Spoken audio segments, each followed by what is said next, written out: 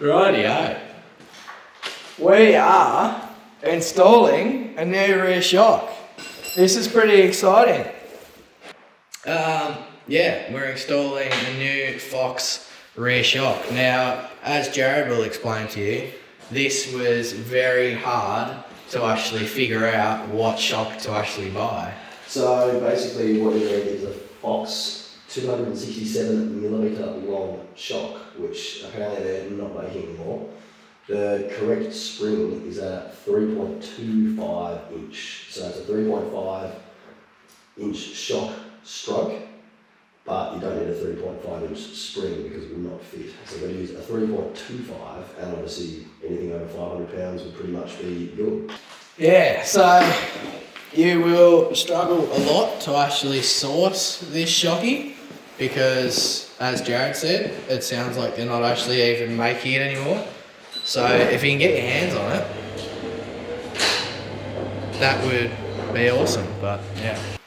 But otherwise, what I'm thinking of doing personally is completely deleting all this swing arm and whatever and linkages, and actually throw in a like a pit bike shock or like a small dirt bike shock, and see how that goes. Basically just run it from there to there. I want to have a look at that, see if that's a cheaper option, because this Fox shock isn't very cheap, is it, Jared? Pretty much $1,000, and then you have to buy a spring, and then you also have to buy mounting hardware as well. Yeah, fun. That's further go.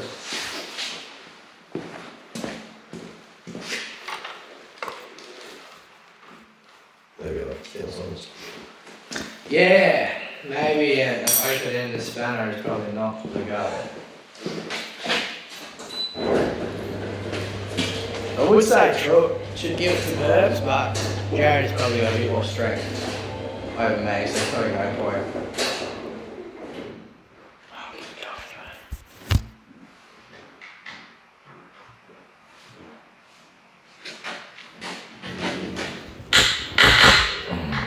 Hey Jared, you're a big girl. You're actually a big girl. I loosened it. Oh crap, you loosened it. Grab the other end of that. Where's your spanner? The cameraman is doing all the work. That was awesome. Hey? Send it, Gary. Yep, send it. Oh, that was so hard. That was really hard, Jared. That was so hard, man. Alright. Do you want me to crack this one loose too, because you're a big girl? Yeah, do you want to be the cameraman for a second?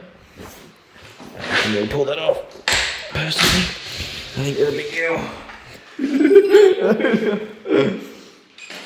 want to get to the other one, but we can probably do that when we pull the shock out. Yeah, that's what I was thinking too.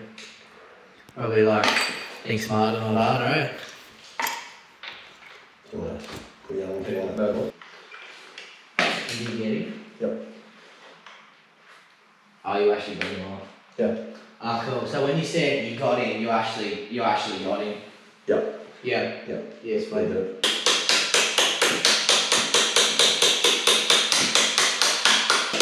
Don't worry, Gary. Done this before. Yep, you just hold that. There we go. Gary. Again.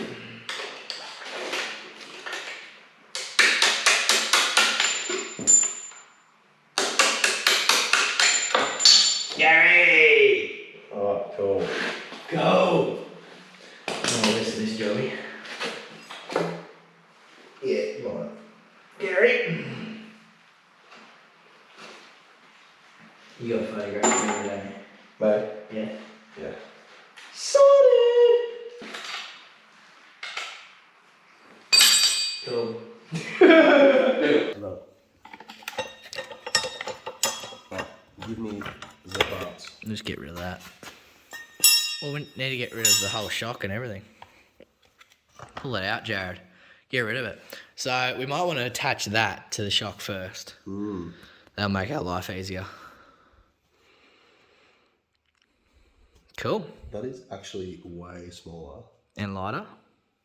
Yeah, like dramatically. It looks tiny, doesn't it? It looks really cute. What have we got, Jared? Alright, so mounting hardware.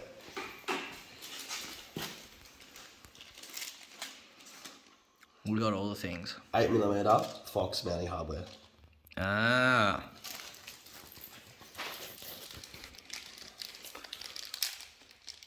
And what does that come with?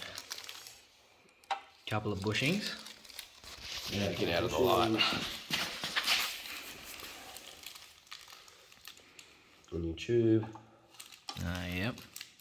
And then me and Troy need to figure out how to assemble the thing. Yes. Sounds like a you problem personally. That it is.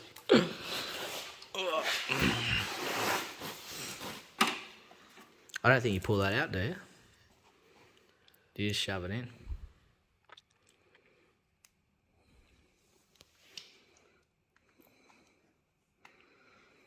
No, I think you do, because that'll go through there. Yeah, you do.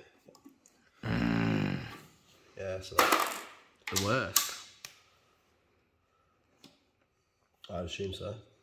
Well, you don't want to put a screwdriver on that because it'll scratch it up.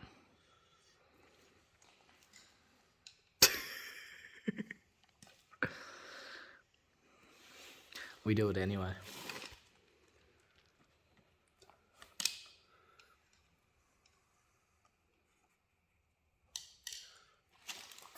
You need to mark it.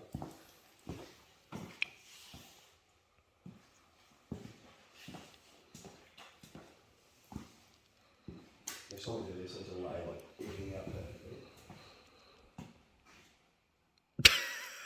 Because I don't know where shit goes.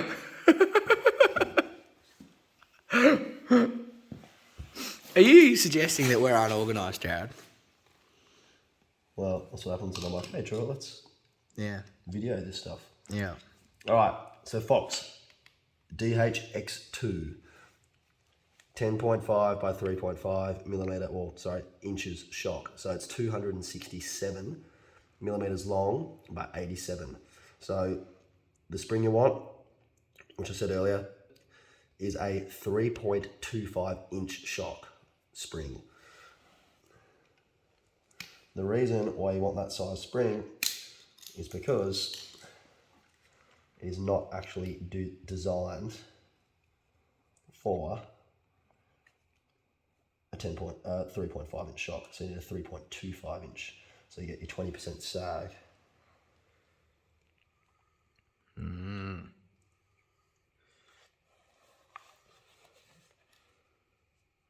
This feels really fiddly.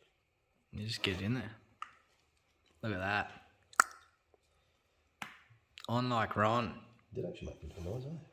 Hey? Did actually make a bit of a noise, eh? Yeah. A little bit of it. Oh, that goes through heaps better now. Oh, no way. It was like it was meant to be. That's cool. It's always really important to bash things so they're even. Yeah, exactly. You gotta bash things. Now, what goes where? no idea.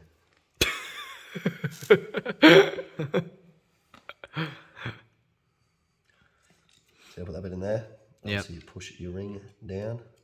Oh, eye-ring jobby. Yep, that's it.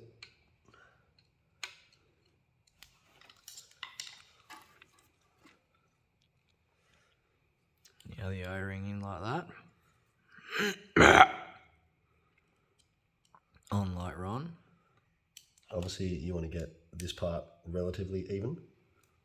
Why does that matter, Jared? Well, it'll be out of square, won't it?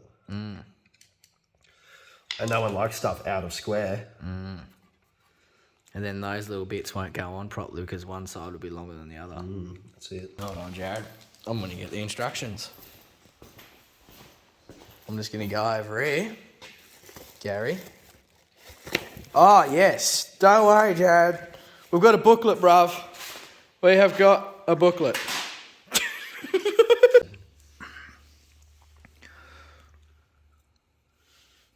So smooth on first. You put the smooth spacer on first, and then the one with the little bumps, little nipples, go on last. Oh, sure, it's lost it.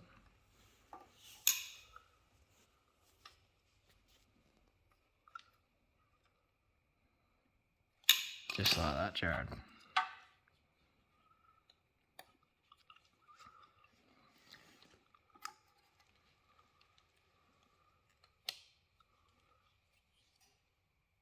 Look at that. Boom. Boom. Now we're going to do the other side. Same thing. So we pop that big long cylinder type spacer bushing through. Get it centre. The centre as you can. Yep. It's actually pretty stiff. Yep. Close. Close. Needs a few little bit of convincing. The old convincer pliers. Then we're going to grab our O-ring and we're going to pop that in.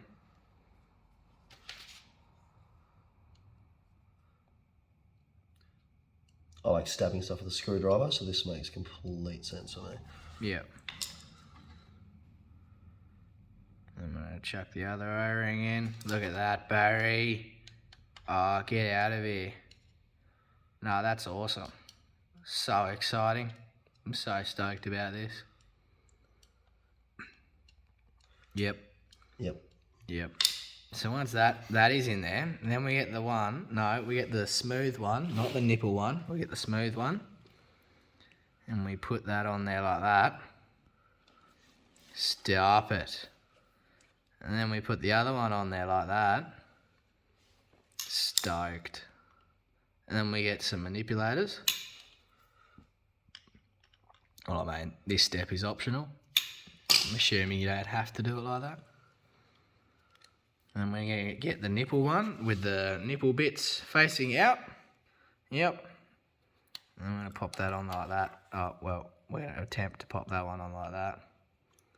Oh, yeah, no, we're going to just attempt to pop that one on like that. Perfect. Boom. Boom. Ah, wow. Got some new blingy bits. Now, what are these, Jared? This. They're the billet upgrades for the suspension linkages. And this is actually a link riser. So if you look at the difference, it'll actually be a little bit lower. So what that would do is actually push our shock further higher, and it's not much. Yeah, okay. It's 0.75 millimeter difference, but the whole idea of it is that if you upgrade your shock, you put your geometry out, so it actually raised my back wheel slightly. And the nipple bit's going to be annoying. No, well, I'm guessing they're just there for whatever, but let's grease that bad boy up, eh? Yeah, that's a smart idea. I think we've got some chewy grease up there. We do. Some good race grease. Go fast. Fast. Bit of wins, multi-purpose. Yeah, a bit of wins, multi-purpose. Look at that. That's the stuff right there, Jared. Look at that. I'm into it. Oh, a bit of grease on the screwdriver, you reckon? I reckon that's a dumb idea, personally. I reckon you be a man about it and you just chuck your finger in like this and you just give it a bit of a lube. Look at that, mate. You just, just sort of, just like that, Very nice. Okay, yeah, I'll just help you out like that, mate. Yep. Just gonna wipe my hands there, mate. They're a bit dirty. And then you're gonna grab our new lubed up shaft or bolt, either one, and you're gonna pop him in the hole. Oh, try to. Jared, have you had much experience with putting these in the hole? Oh, try to. Pop him in there. Look at that. Yep. Look at that. You just grab him and push him through the hole like that. Nice. All lubed up, ready to go. Look at that. That's pretty sick. Woo! Look at that, here we are. Look, we got the stock over here with all the dirt because I've been having lots of fun. And then we've got the new and improved with the billet linkages and the Fox DHX2 shocky.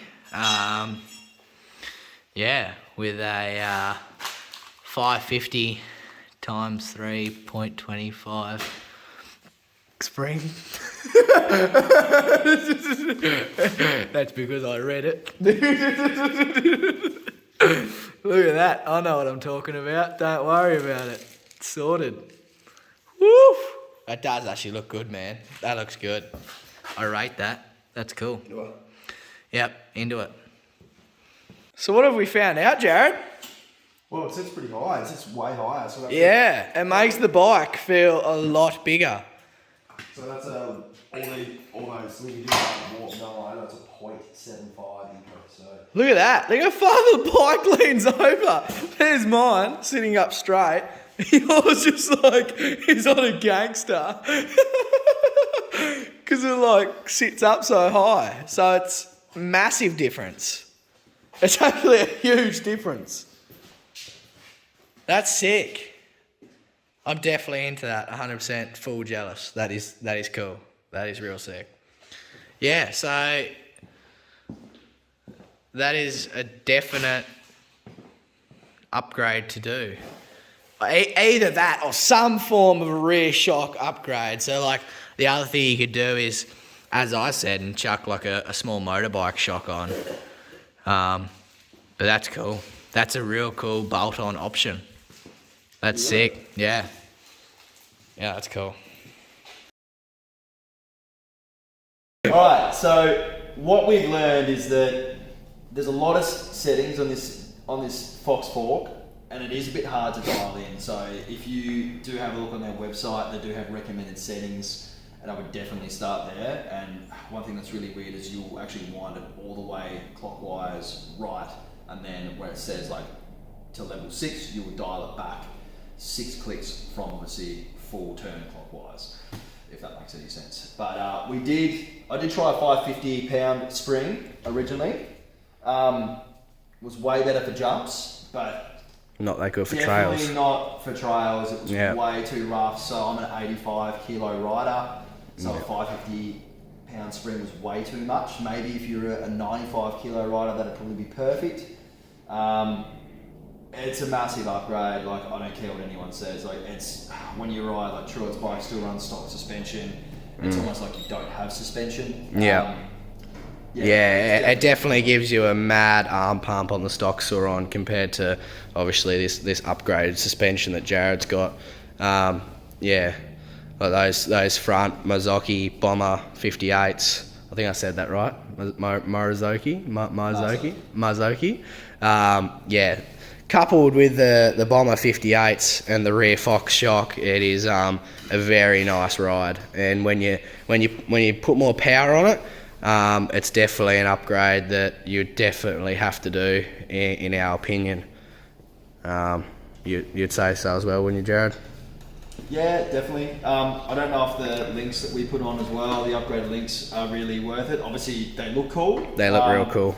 And that was my main reason for upgrading. And that the riser link, actually having the bike that little bit higher, obviously because when you change to the standard mountain bike style 40mm fork, it actually raises it up from the D&M's factory forks. Yeah. So that does level out the bike. It feels really weird initially because I've ridden it so long just with these forks changed, nothing back here, but it does level it out. It does make it handle better. It is a better. Makes the bike feel so much bigger too. Yeah. Cool. And that's where we're at so far. We do have some more stuff coming out. We'll probably do a video on how much stuff not to upgrade on these bikes, because there seems to be a lot of stuff out there that I've gone through, and it just isn't really required. False information. Yeah, there's a lot of false information there about what you should buy, and I don't think it's exactly correct.